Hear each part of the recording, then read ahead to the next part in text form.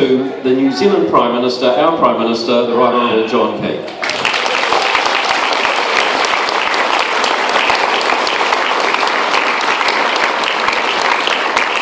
Thanks very much. Great to be back in Katikati, as you say, beautiful. Great to have the welcoming committee outside. I'll come back to them in a moment. So, I suppose let's just start with a few things, just the economy, because we'll go through a few things, then you can ask me whatever you like, any topic you like. So starting firstly with the economy, we think generally things aren't actually too bad. So obviously dairy prices are a bit lower, and that's having some impact. And China, starting to slow down a bit and a few factors in there. So let me take you through dairy first of all. Dairy is going through kind of almost the perfect storm that you normally never see actually. So you've had a few factors. One, normally Russia buys a lot of product and the Russian market's been closed off because of the sanctions that have been put on. So the European product that goes into Russia can't go there, and so it's got to find another place to go. Second issue is, even if Russia could buy it through the back door, they're a very large producer of oil, but they're the most inefficient producer. So they produce oil at about $85 a barrel, and at the moment they're selling for about $40 a barrel. So they're losing, tens and tens of billions of dollars. Second issue you've got is when the price went up for dairy, what you ended up happening was a lot of people poured into dairy. So you saw conversions in New Zealand, but the United States was no different, so the world supply went up. And now you're seeing the opposite happening, but it takes a bit of time to come through. So New Zealand farmers are tending to cull their herds a bit. In the United States, that's happening in quite a big way. The third thing is China actually is quite a big producer in its own right. But believe it or not, they normally get foot and mouth and it knocks out half their production. And this year they haven't had that. So they've actually had quite a bit of supply and that's been working. And the fourth thing is China's had quite a build-up in its inventory and hasn't really fully understood that. So if you look at all of those factors, it's sort of almost this perfect storm. But if you put that to one side, that's why other commodity prices are quite strong, because it's quite unique just to dairy. So beef prices on record highs, wool prices very high, you can go through it. Kiwi fruit prices very strong, wine prices strong, all those things are pretty good. So the first thing is to say, well, yep, obviously we worry about dairy, but we can sort of see light at the end of the tunnel. We saw the auction up again last night, second time in basically 2 weeks, and the rest of it's generally not too bad. The second thing when it comes to China is there's two things happening in China. It's a very big market from our point of view now, so we care about China. It's one thing for Greece to have a problem, it's quite another issue for China to have a problem. But there are two parts of the Chinese economy. One is the build-up of infrastructure, so they're building everything from roads to airports to you name it.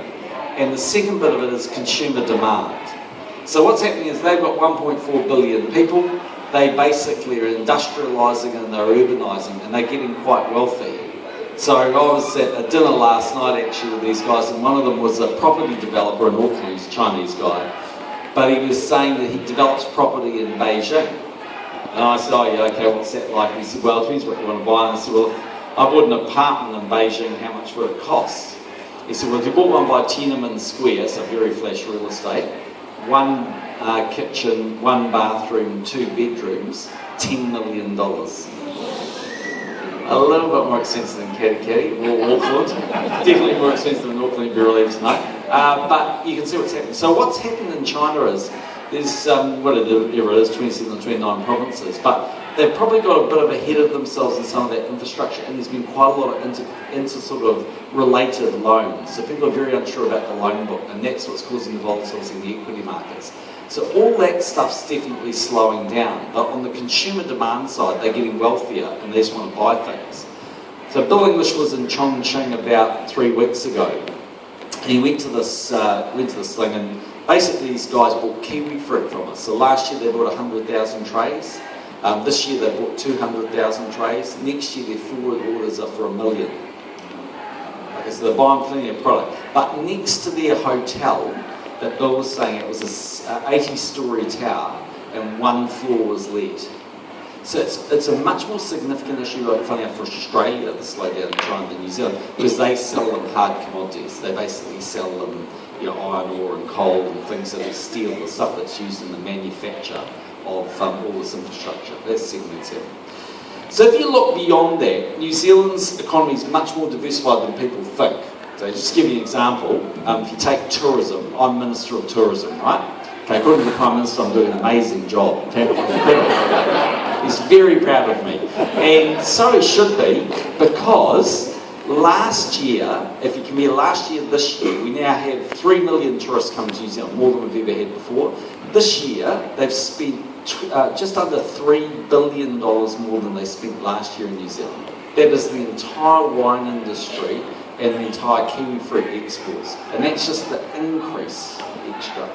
So Chinese tourists, last year there were about 300,000, this year there's been 340,000. Used to stay for 3 days, now they stay for 8 days, and they spend more money than the 1.5 million Aussies that come here a year. And they're on, they're starting to come to the Coromandel and like everybody else. So starting to see a lot of increase in tourism. The other thing that's happening is the exchange rate coming down makes a really big difference. So if you think about, I don't know, you produce a product and you sell it in Walmart, right? If you sold it for $100 US and the exchange rate was, basically 88 cents, you get $113. If you sell it at an exchange rate of 65 cents and it's lower than that today, actually you get $154. So you're getting a lot more. So okay, they probably weren't making money at $113, and they're probably not going to get $154, but they're going to get somewhere in between, and it has a massive impact on the economy. So a while ago, you had a whole lot of small businesses up and down New Zealand struggling to make money in Australia, struggling to make money in the United States, and all these other markets. Now they're making money. And then on top of all that, the other story you know pretty well is the Auckland story and Christchurch. So Christchurch, the government's spending $17 billion.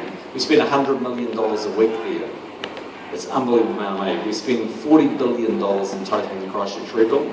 And Auckland, there's just a huge deficit for housing and other infrastructure. So again, another example, where they came out yesterday with the consenting numbers for new housing in Auckland, and it was a record 10-year high. They've got more construction happening in Auckland than they've had any time in 10 years in housing. They're still only building 10,000 new homes a year, and they need to build 70,000 over the next 6 years. So fundamentally, you've got a very strong picture. So New Zealand also has quite high interest rates, and we're one of the few countries in the world that's fundamentally back in surplus.